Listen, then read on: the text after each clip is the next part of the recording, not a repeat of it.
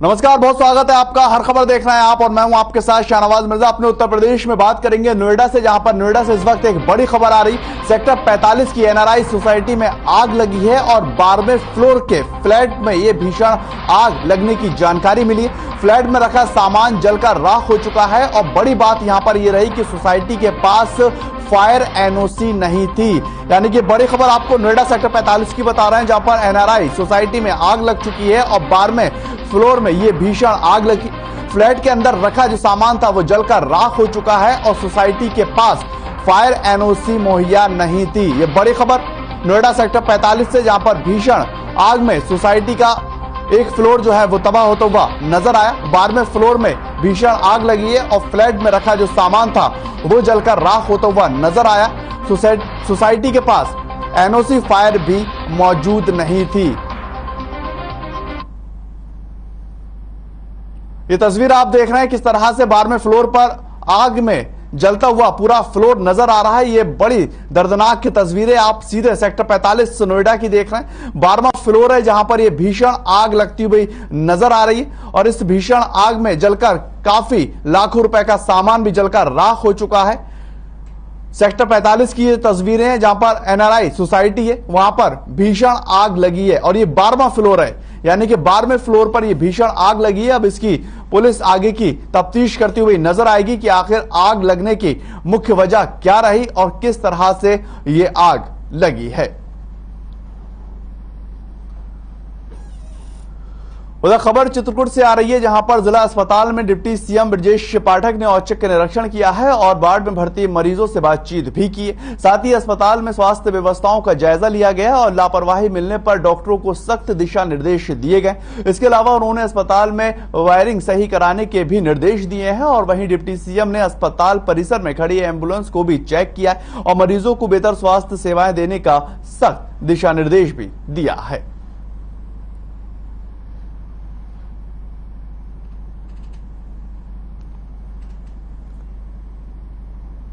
ये चित्रकूट की आप तस्वीरें देख रहे हैं, जहां पर डिप्टी सीएम ब्रजेश पाठक निरीक्षण करने के लिए पहुंचे और स्वास्थ्य व्यवस्थाओं को लेकर वो बहुत ज्यादा जागरूक रहते हैं। हर अस्पताल का वो औचक निरीक्षण करते हैं और मरीजों को क्या कुछ सुविधाएं मुहैया हो रही हैं उसको लेकर लगातार ब्रजेश पाठक जो हैं वो प्रयास करते रहते हैं ताकि सुविधाएं मुहैया होती रहें और लोगों तक वो सुविधाएं पहुंचती रहें। इस जिला अस्पताल की आप चित्रकूट की तस्वीर देख रहे हैं, जहां पर डिप्टी सीएम का औचक निरीक्षण हुआ, स्वास्थ्य व्यवस्थाओं का जायजा लिया गया और साथ ही साथ खड़ी एम्बुलेंस का भी जायजा लिया गया है कि तमाम चीजें दुरुस्त हैं या फिर नहीं, और काफी चीजें जहां पर कमियां मिली हैं उनको सही करने का सख्त दिशा निर्देश दिए हैं और इस बात का भी ध्यान रखा गया है कि मरीजों को कोई भी असुविधा ना हो।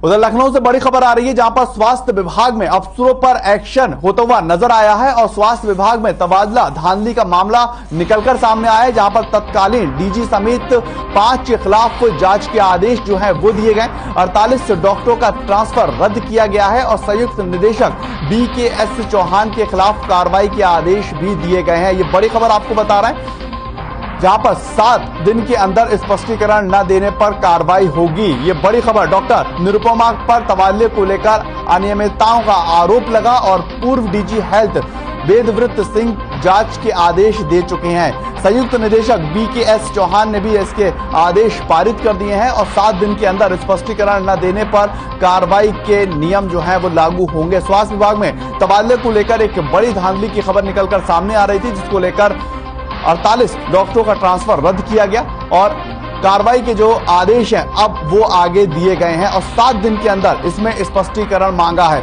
इससे पहले भी लगातार खबरें आ रही थी कि जो तबादले में धांधली है वो एक बड़े पैमाने पर हर एक विभाग में होती हुई नजर आ रही है और उसी को लेकर अब प्रशासनिक अधिकारी और जो सरकार है वो सख्त रवैया उठाती हुई नजर आ रही है। जो ट्रांसफर हुए हैं उनको रद्द किया गया है और 7 दिन के अंदर इसका स्पष्टीकरण मांगा गया है कि आखिर किस तरह से ये तबादलों की धांधली की जा रही थी और कौन कौन लोग इसमें लिप्त और शामिल थे।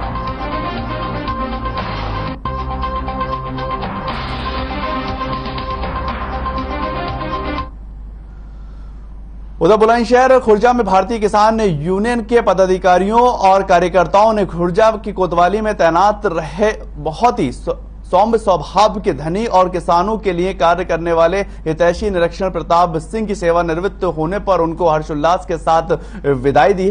साथ ही आगे उनका जीवन उज्जवल हो उसको लेकर भी कामनाएं की जा रही हैं और अपने परिवार के साथ हंसी खुशी रहें इसकी कामना की गई। आपको बता दें कि निरीक्षक प्राप्त के लिए विदाई के समारोह में बीकेयू पहुंची है और मेरठ मंडल अध्यक्ष दिनेश चौहान सहित जिला अध्यक्ष सूबे सिंह डागर और जिला उपाध्यक्ष राजेश ठाकुर के साथ साथ उपाध्यक्ष पप्पू अलवी और जयप्रकाश दादा के साथ अन्य लोग भी वहां मौजूद रहे हैं।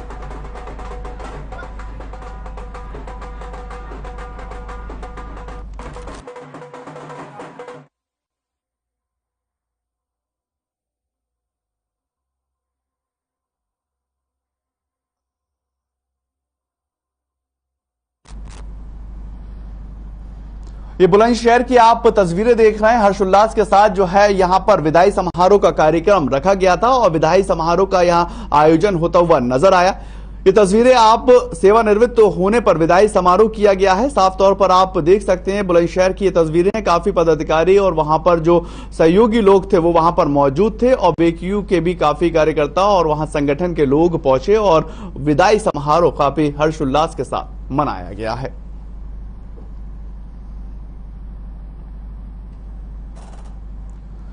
उधर हमीरपुर की बैंक ऑफ बड़ौदा की शाखा राड में तैनात कैशियर सुरेंद्र राजपूत लंबे समय से बैंक में जमा होने वाले कैश में हेरफेर कर रहे हैं और शुक्रवार को पैसे गिने तो पूरे मामले का पर्दाफाश होता हुआ नजर आया। मामले की जानकारी शाखा प्रबंध के होने के बावजूद भी उनके बैंक के ही उच्च अधिकारियों को सूचित किया गया है। जब पूरे मामले की पड़ताल की गई तो बैंक के अधिकारियों की जानकारी के अनुसार 1,59,00,000 रुपए गबन कर बैंक में तैनात हेड कैशियर सुरेंद्र राजपूत फरार हो गए। शाखा प्रबंध मनोज गिरी ने कोतवाली में प्रार्थना पत्र देकर आरोपी कैशियर सुरेंद्र राजपूत के खिलाफ केस दर्ज करवा लिया है और आगे की कार्रवाई के लिए पुलिस को सूचना दे दी गई है।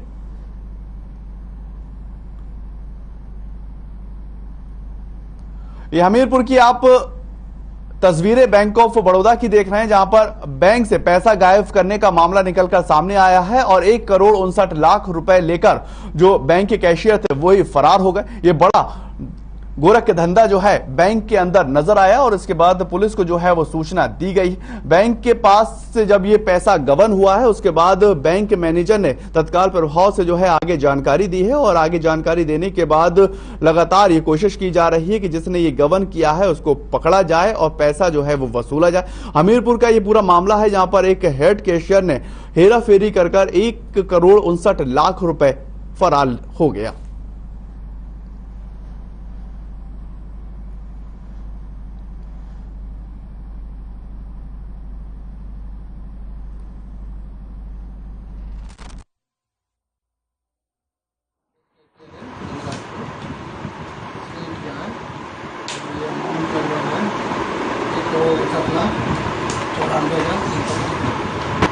कैसे जानकारी हुई सर इस कल फिर तो कैश चेक किया गया उसके बाद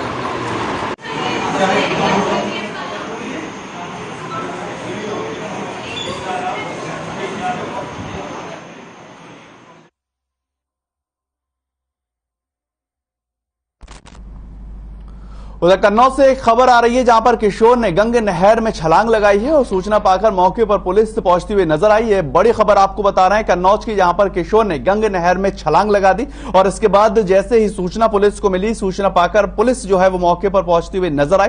गोताखोर किशोर की लगातार तलाश में है और 2 दिन पहले अपनी ननिहाल यहां पर यह बच्चा आया हुआ था।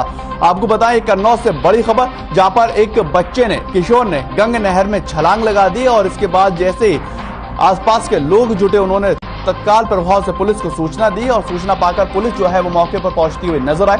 2 दिन पहले ही वो अपनी ननिहाल से वहां ननिहाल गया हुआ था और वहां पर जाकर उसने गंग नहर में छलांग लगाई है और इसके बाद लोग जो है वो काफी ज्यादा परेशान हो चुके हैं और बच्चे के जो परिवार वाले लोग हैं अब वो प्रयास कर रहे हैं कि किसी भी सूरत हाल में बच्चा मिलना चाहिए।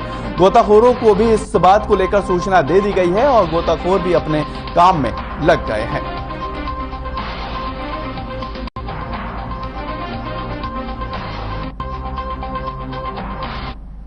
ये तस्वीरें वहीं गंग नहर की हैं जहां पर उस किशोर बच्चे ने जो है छलांग में कूदकर छलांग लगाती थी और उसके बाद उसकी गुमशुदगी की जो तलाश है वो लगातार जारी। कन्नौज का ये पूरा मामला है और वो अपनी नानी के घर वहां गया हुआ था। सूचना पाकर मौके पर अब पुलिस पहुंच गई है और गोताखोरों को भी इस बात को लेकर जानकारी दी गई है और तमाम लोग मिलकर जो है वो बच्चों को ढूंढने का लगातार प्रयास कर रहे हैं। आगे गोताखोर कार्रवाई करते हुए नजर आ रहे हैं और कोशिश ये की जा रही है कि जल्द से जल्द जो है वो किशोर जो बच्चा है वो मिल जाए।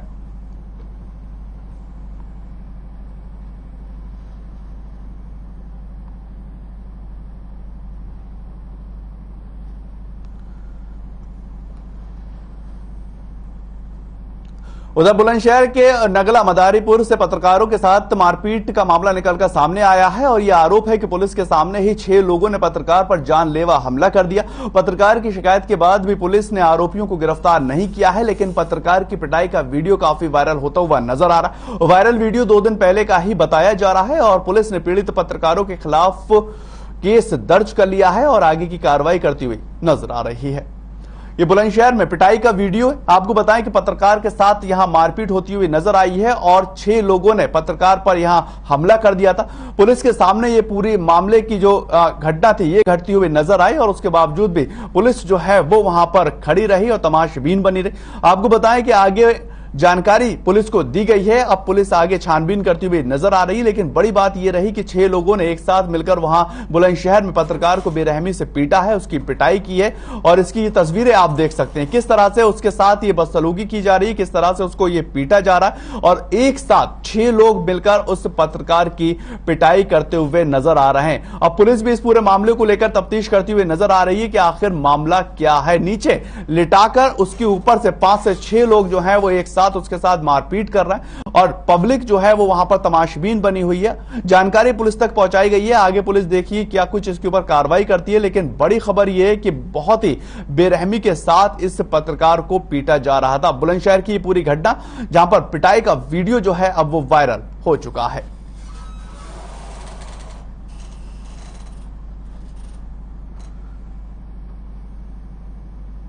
उधर सोनभद्र में एक महिला का सिर मुंडवाकर मुंह पर कालिख पोतकर चप्पल जूतों की माला पहनाकर गांव में घुमाने का मामला निकलकर सामने आया है और गांव में घुमाने के बाद दबंगों ने महिला को जान से मारने की धमकी भी दी। बताया यह भी जा रहा है कि पड़वानिया गांव में महिला पर भूत प्रेत के शक में उसके साथ ये बर्ताव किया गया है और पीड़िता ने पुलिस में तहरीर देकर सारी घटना अपनी बयां की।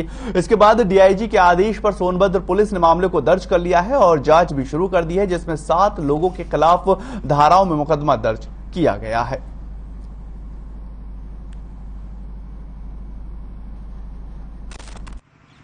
इसमें कल शाम को एक मुकदमा दर्ज किया गया है।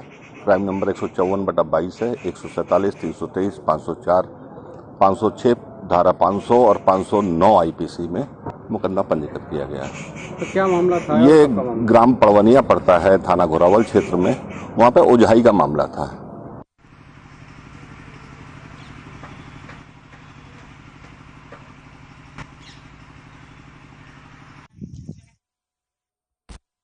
उधर बुलंदशहर में पुलिस धमेरा रोड स्थित ब्रह्मानंद स्कूल के सामने बैरियर लगाकर संदिग्ध वाहन और व्यक्तियों की चेकिंग लगातार कर रही है। तभी इनामी बदमाश और पुलिस के बीच में मुठभेड़ शुरू हो गई, जिसमें पुलिस को गोली से हिस्ट्री टीचर इनामी बदमाश घायल हो गया और मुठभेड़ के दौरान घायल अवस्था में वांछित 20,000 रुपए के इनामी हिस्ट्री टीचर को पुलिस ने गिरफ्तार कर लिया है और उसको कब्जे में से उसके पास से आभूषण के साथ नकदी और अवैध असला और बाइक भी बरामद की गई। आपको ये बताएं कि कई थानों में इनामी बदमाश गौतम पर कई तरह के मुकदमे दर्ज हैं और पुलिस बहुत पहले से इसकी फिराक में लगी हुई थी।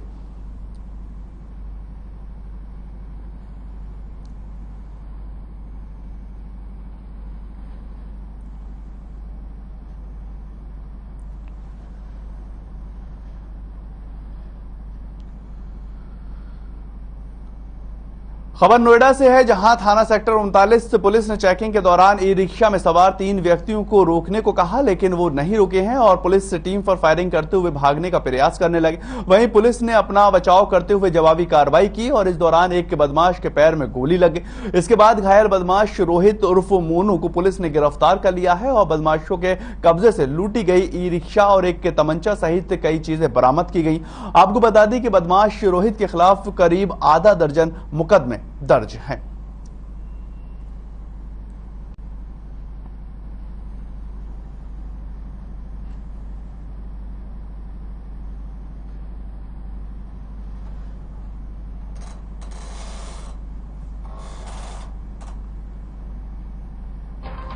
कुशीनगर से एक बड़ी खबर यहां पर निकलकर सामने आ रही है, जहां पर पति ने पत्नी की हत्या कर दी है और गर्भ में पल रहे बच्चे की मौत हुई।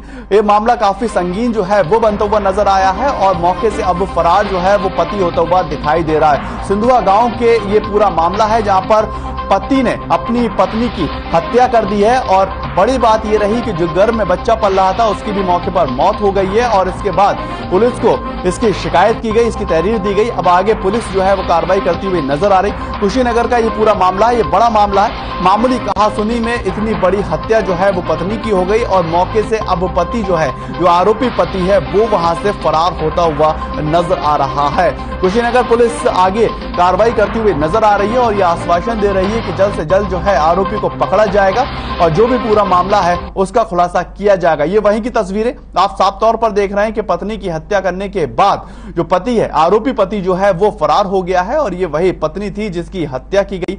पति ने पत्नी की हत्या की और वहां से फरार हो गया। घर वालों का भी आरोप है कि पहले भी काफी बार कहासुनी होती रही है और इतनी बड़ी घटना घटित हो जाएगी इसका अंदेशा नहीं था। सिर्फ मामूली कहासुनी के बीच में ही हत्या कर दी गई है।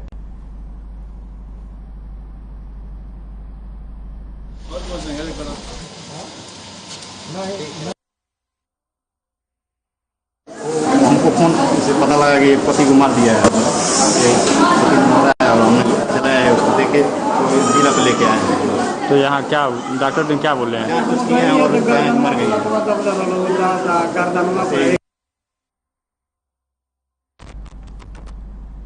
चलिए एक छोटे से ब्रेक के लिए रुकते हैं, आपसे जल्द हाजिर होते हैं, बने रहे हर खबर के साथ।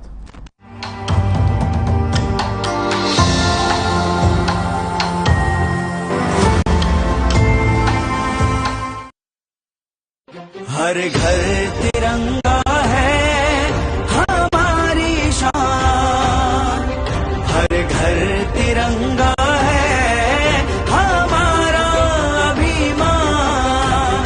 मेरे देश में सबको मिलती पहचान, मिलकर गाए हम सब तिरंगे की तान। हर घर तिरंगा देश की आजादी का अमृत महोत्सव मनाएं। आइए हम सब बने हिस्सा हर घर तिरंगा अभियान का। Hey mom, hey, look, I can download a song really fast. I can make dosas faster. Must be joking. Bus, 3 easy steps.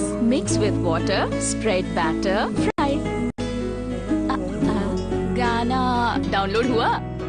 नहीं, पर तब तक मैं इडली बनाती हूँ। हमने बनाया किड्स से। अगर आप पत्रकारिता के क्षेत्र में करियर बनाना चाहते हैं तो हम सिखाएंगे आपको इलेक्ट्रॉनिक मीडिया के हर गुण। जल्दी करें, साधना एकेडमी फॉर मीडिया स्टडीज में एडमिशन शुरू हो चुके हैं। सिर्फ कुछ ही सीटें बची हैं, तो देर बिल्कुल न कीजिए। हमारा कॉन्टैक्ट नंबर है 9999131700, 9999131800 या फिर आप हमारी वेबसाइट www.sadhnamedia.com पर विजिट कर सकते हैं। आप हमें noida.sams@gmail.com पर ईमेल भी कर सकते हैं। 100% जॉब प्लेसमेंट की गारंटी। आज ही संपर्क करें। अरे रंगों का उमंगों का, अरे रंगों का उमंगों का जज्बा कहाँ रुकता है। मन साफ है तेरा अंदर तो बाहर दिखता है। हर रिश्ते का एहसास रखते हैं, हर घर में अपनी पहचान खास रखते हैं। हम निरमा एडवांस हैं, मन की तरह कपड़े भी साफ रखते हैं। निरमा एडवांस। पंजाब है जसप्रीत का ठिकाना, मुंबई है आदर्श का आशियाना, केरल का गोविंदन निवासी, कोलकाता में जन्म है काशी। हर हिंदुस्तानी की शान ARB बियरिंग्स जोड़े सारा Hindustan. Hey mom, hey, look, I can download a song really fast. I can make dosas faster. Must be joking. Bus, 3 easy steps. Mix with water, spread batter, fry. गाना डाउनलोड हुआ? नहीं, पर तब तक मैं इडली बनाती हूँ। हमने बनाया किड्स से।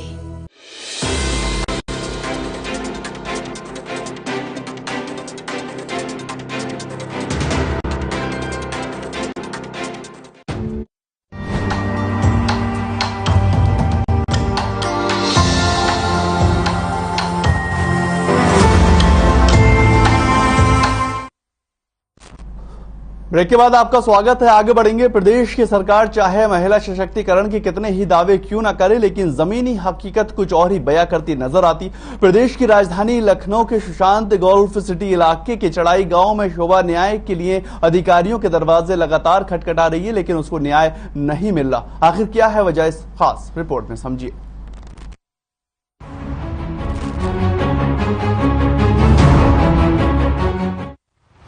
जहां एक तरफ प्रदेश की सरकार विकास के दावे कर रही है और प्रदेश की पुलिस से भयमुक्त माहौल का दम भर रही, तो दूसरी तरफ प्रदेश की राजधानी लखनऊ के चढ़ाई गांव में शोभा न्याय के लिए सीएम से लेकर डीएम तक के ऑफिस में भटक रही है, लेकिन उसको आश्वासन के अलावा कुछ नहीं मिल रहा। प्रदेश में अपराधी किस कदर बेलगाम है, इस बात से ही पता चलता है कि शोभा के साथ हुई इस घटना से, जिसमें एक दलित महिला के बंद पड़े मकान के पीछे की दीवार तोड़कर घर में घुसे दबंगों ने गृह स्वामी का लगा ताला तोड़कर अपना ताला जड़ दिया है। गांव वालों की सूचना पर गाजियाबाद से लखनऊ पहुंची महिला ने थाने में शिकायत दर्ज करवाई, लेकिन पुलिस ने रिपोर्ट नहीं लिखी।